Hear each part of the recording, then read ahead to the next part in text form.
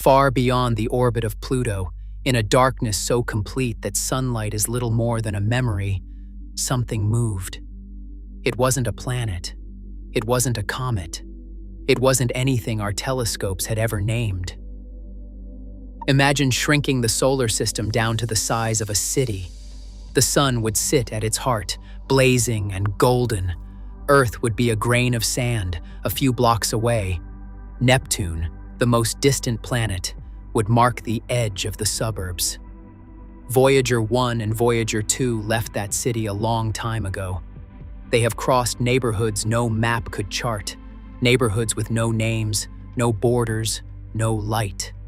They have sailed past the last planet, past the icy debris of the Kuiper Belt, and through the great magnetic bubble, the heliosphere, that the sun blows around itself like a breath held against the cold of the galaxy. And then, one day, they kept going.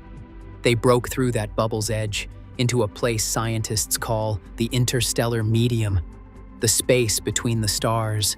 No human-made object had ever been there. No human-made object has been there since. It is tempting, when something like this happens, to reach for mystery. Headlines did exactly that. They whispered of objects detected, of unexplained movement, of secrets the Voyager probes might be hiding from us. It is a seductive story. It is also not quite the right one, because the truth, the real discovery, needs no embellishment. It is already strange enough. Voyager carries no eyes pointed outward into the void, no cameras scanning the dark for shapes. What it carries instead are senses older than sight, instruments built to feel the invisible.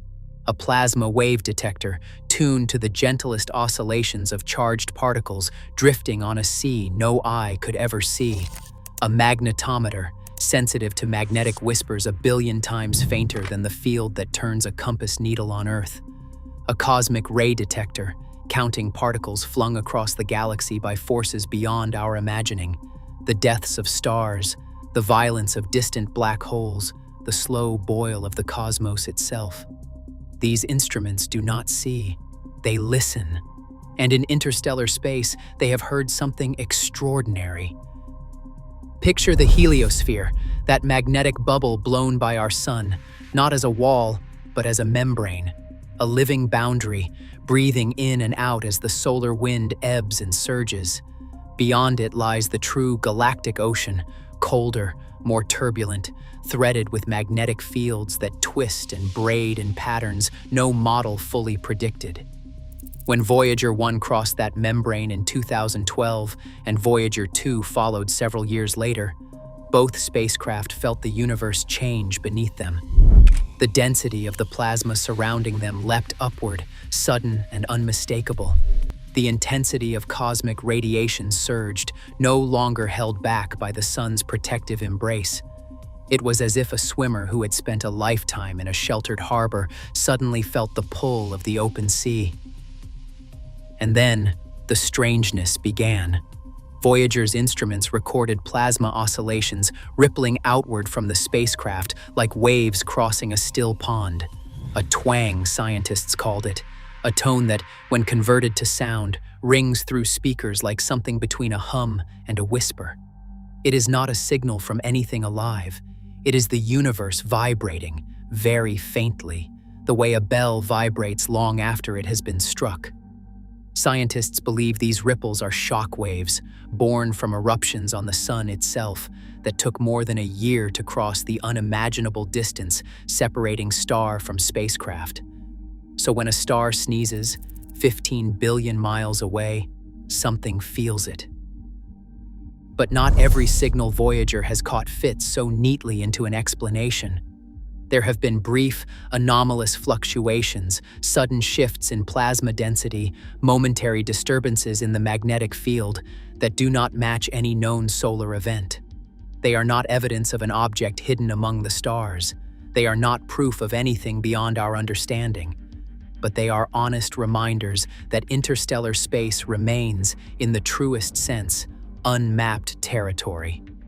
We do not yet have a complete picture of what normal looks like out here, and so, for now, some of what Voyager hears must simply be marked Unexplained, not unknown forever, unexplained for now.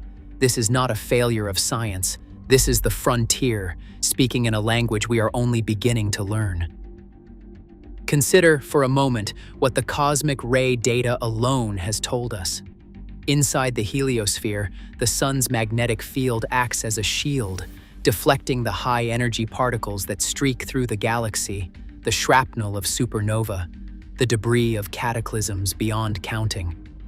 The moment Voyager crossed into true interstellar space, the count of these particles surged, confirming what theorists had long suspected but never measured directly. Our solar system is an island of relative calm, floating in a far harsher sea.